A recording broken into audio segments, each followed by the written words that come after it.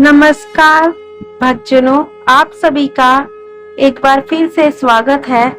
आज हम हमारे भक्ति चैनल पर सुनते हैं 16 सोमवार की व्रत कथा। और अगर आप सभी को वीडियो पसंद आए तो सब्सक्राइब करिए, लाइक करिए, कमेंट करिए और शेयर करना मत भूलिए। एक समय की बात है, मृत्युलोक में भ्रमण करने की इच्छा करके एक समय भगवान भोलेनाथ और माता पार्वती मृत्युलोक में पधारे। भ्रमण करते करते दोनों विदर्भ देश की अमरावती नाम की अति रमणीय नगरी में पहुंचे। अमरावती नगरी स्वर्ग के सदृश सभी प्रकार के सुखों से परिपूर्ण थी। उसमें वहां के महाराजा द्वारा बनवाया हुआ अति रमण शिव जी का मंदिर भी था। भगवान शंकर और माता पार्वती साथ में इस दिन मंदिर में निवास करने लगे। एक समय माता पार्वती जी ने भगवान भोलेनाथ को प्रसन्न देखकर बोला, हे महाराज, आज तो हम दोनों चौसर खेलेंगे। शिव जी ने अपनी प्राण प्रिय की बात को सुनकर चौसर खेलने लगे। उसी समय मंदिर का पुजारी ब्राह्मण मंदिर में पूजा करने आया। माता पार्वती ने पुजारी से प्रश्न किया, पुजारी जी बताओ, इस बाजी में हम दोनों में से किसकी जीत होगी? ब्राह्मण बिना विचार किए जल्दी से बोल उठा, महादेव जी की जीत होगी। थोड़ी देर में बाजी समाप्त हो गई और पार्वती जी की जीत हुई। पार्वती जी को बहुत गुस्सा आया और ब्राह्मण को झूठ बोलने के अपराध के कारण श्राप देने चली। भगवान भोलेनाथ ने मां पार्वती को बहुत समझाया, लेकिन उन्होंने ब्राह्मण को कोढ़ी होने श्राप दे दिया। कुछ समय बाद पार्वती जी के श्राप वश पुजारी के शरीर में कोढ़ पैदा हो गया। अब वह बहुत अधिक दुखी रहने लगा। पुजारी को कष्ट भोगते हुए जब बहुत दिन गुजर गए, तब एक दिन देवलोक की अप्सराएं शिव जी की पूजा करने उस मंदिर में पधारी। पुजारी के कोढ़ के कष्ट को देखकर उन्हें बड़ी दया आई। उन्होंने उससे इस कोढ़ का कारण पूछा। पुजारी ने निसंकोच सारी बात बता दी। वे अप्सराएं बोली, हे पुजारी, तुम अधिक दुखी मत होना। सावन सोमवार का व्रत भक्ति भाव से करो। पुजारी ने अप्सराओं से व्रत की विधि पूछी। अप्सराओं ने बताया, सोमवार को भक्ति भाव से व्रत करो, साफ वस्त्र पहनो, संध्या व उपासना के बाद आधा शेर गेहूं का आटा लो, उसके 3 भाग करो और घी, गुड़, दीप, 9 वैद, बेलपत्र, जनेऊ, जोड़ा, चंदन, अक्षत, पुष्प आदि से प्रदोष काल में भगवान शिव जी की पूजा करो। उसके बाद 3 भागों में से 1 भाग शिव जी को अर्पण करो, बाकी 2 को शिव जी का प्रसाद समझकर उपस्थित लोगों में बांट दो और खुद भी प्रसाद समझकर खाओ। इस तरह 16 सोमवार व्रत रखो।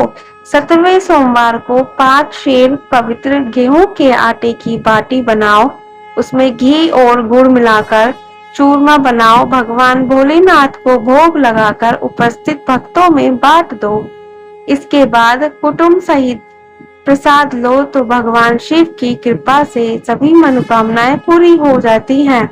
ऐसा कहकर अप्सराएं स्वर्ग में चली गई। ब्राह्मण ने यथाविधि सोमवार का व्रत किया और भगवान शिव की कृपा से रोग मुक्त मुक्ति पाकर आनंद से रहने लगा। कुछ दिनों बाद भगवान शिव जी और मां पार्वती जी उस मंदिर में पुनः पधारे। ब्राह्मण को निरोग देखकर पार्वती जी ने ब्राह्मण से रोग मुक्त होने का उपाय पूछा। ब्राह्मण ने 16 सोमवार का व्रत कथा सुनाई। पार्वती जी बहुत प्रसन्न हुई। ब्राह्मण से व्रत विधि पूछकर स्वयं भी व्रत करने के लिए तैयार हो गई। व्रत करने के बाद उनकी मनोकामना पूरी हुई और उनके रूठे बेटे स्वामी कार्तिक के स्वयं माता के आज्ञाकारी हुए। कार्तिक जी को अपना यह विचार परिवर्तन का रहस्य जानने की इच्छा हुई। वह माता से बोले, माता, आपने ऐसा कौन सा उपाय किया जिससे मेरा मन आपकी ओर आकर्षित हो गया? पार्वती जी ने वही 16 सोमवार की कथा उनको भी सुना दी। कार्तिकेय जी ने कहा, इस व्रत को मैं भी करूंगा क्योंकि मेरा प्रिय मित्र ब्राह्मण बहुत दुखी दिल से परदेश गया है।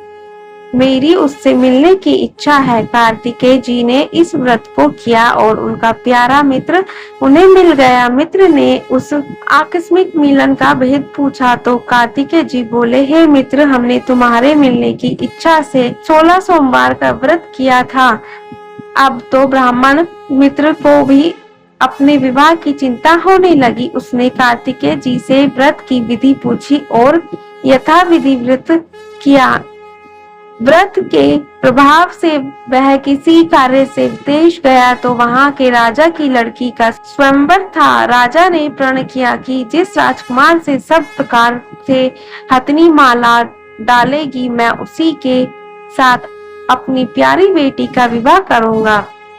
शिवजी की कृपा से वह ब्राह्मण भी उस स्वयंवर को देखने की इच्छा से राज्य सभा में एक ओर जाकर बैठ गया।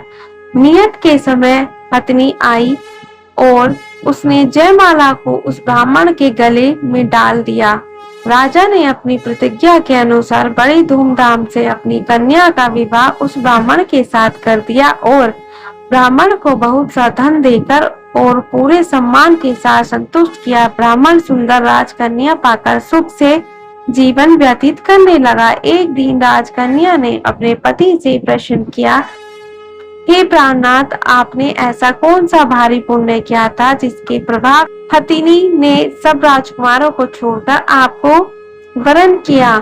ब्राह्मण बोला, हे प्राण प्रिय, मैंने अपने मित्र कार्तिकेय जी के साथ कथा अनुसार 16 सोमवार का व्रत किया था, जिसके प्रभाव से मुझे तुम जैसी रूपवती पत्नी प्राप्त हुई है।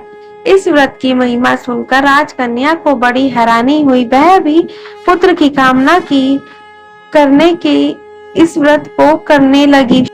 शिवजी की दया से उसके गर्भ में एक अति सुंदर, सुशील, धर्मात्मा और विद्वान पुत्र उत्पन्न हुआ। माता और पिता उस देव पुत्र को पाकर अधिक प्रसन्न हुए और उसका लालन पालन अच्छे प्रकार से करने लगे। जब पुत्र समझदार हुआ तो एक दिन अपनी माँ से प्रश्न किया, हे माँ, तुमने कौन सा व्रत और तप किया था जो मेरे जैसा पुत्र तुम्हारे गर्भ से उत्पन्न हुआ? उसकी माता ने 16 सोमवार की व्रत की कथा बताई।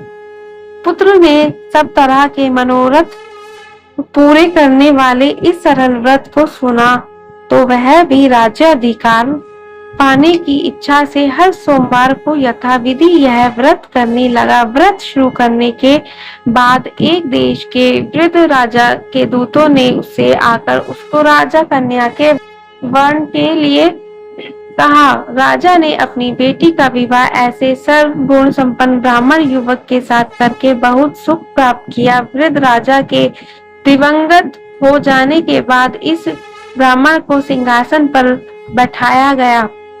क्योंकि दिवंगत राजा का कोई पुत्र नहीं था, राज्य का उत्तराधिकारी होकर भी यह ब्राह्मण 16 सोमवार व्रत करता रहा। जब 1वां सोमवार आया तो ब्राह्मण प्रियात्मा से पूजन सामग्री लेकर शिव पूजा के लिए शिवालय में चलने को कहा, परंतु उसकी पत्नी ने उसकी आज्ञा की परवाह न की और दास दासियों द्वारा सब सामग्री शिवालय में भिजवा दी, परंतु वह स्वयं नहीं गई। जब राजा ने शिव जी का पूजन समाप्त किया तब आकाशवाणी हुई, हे राजा, अपनी इस रानी को राजमहल से निकाल दे, नहीं तो तेरा सर्वनाश कर देगी।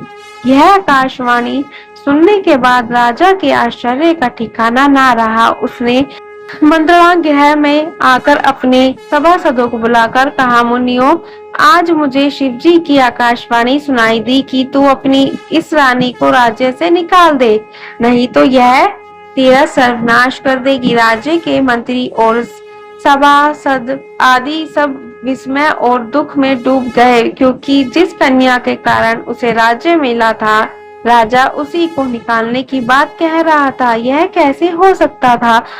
पर राजा ने मंत्रियों की परवाह नहीं की। उसने अपनी पत्नी को राजमहल से निकाल दिया। रानी दुखी हृदय अपने भाग्य को कोसती हुई राज्य से बाहर चली गई। बिना पैर में कुछ पहने पटे हुए वस्त्र पहनकर भूख से दुखी होकर अपने हृदय से भाग्य को कोसती हुई वह चली जा रही थी। रानी एक तेली के घर गई तो शिवजी के प्रकोप के कारण तेली के सभी मटके उसी क्षण चटक गए।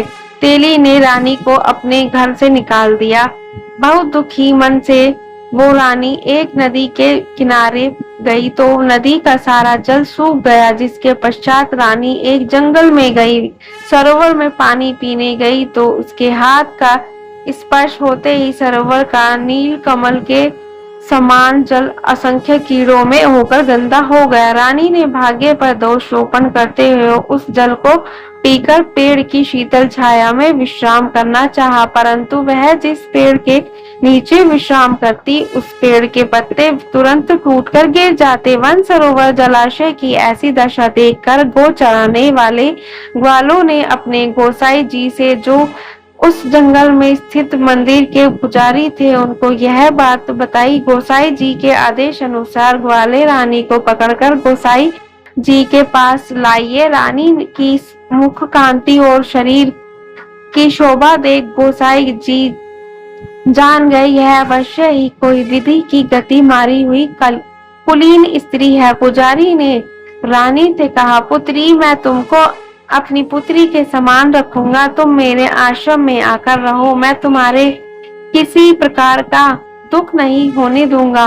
गोसाई जी के वचन सुनकर रानी को धीरज हुआ। वह आश्रम में रहने लगी। रानी जो भी बनाती उसमें कीड़े पड़ जाते, जल भरती तो उसमें कीड़े भी आ जाते। रानी की यह दशा देखकर गोसाई जी बहुत दुखी हुए और रानी से बोले, हे पुत्री, तुम्हारे ऊपर कौन सी देवता का प्रकोप है जिसने तुम्हारी ऐसी हालत की है? पुजारी की बात सुनकर रानी ने शिवजी महाराज के पूजन के बहिष्कार की बात बताई तो पुजारी ने शिवजी के अनेक प्रकार से स्तुति की और फिर रानी से बोले, पुत्री, सब मनोरथ पूरी करने वाले 16 सोमवार व्रत करो, उसके प्रभाव से इस कष्ट से मुक्ति हो जाएगी। गोसाई जी की बात सुनकर रानी ने 16 सोमवार व्रत किए और 17वें सोमवार को विधि विधान सहित पूजन की। उस पूजा के प्रभाव से राजा के हृदय में विचार आया कि रानी को गए हुए बहुत समय बीत गया, ना जाने वहाँ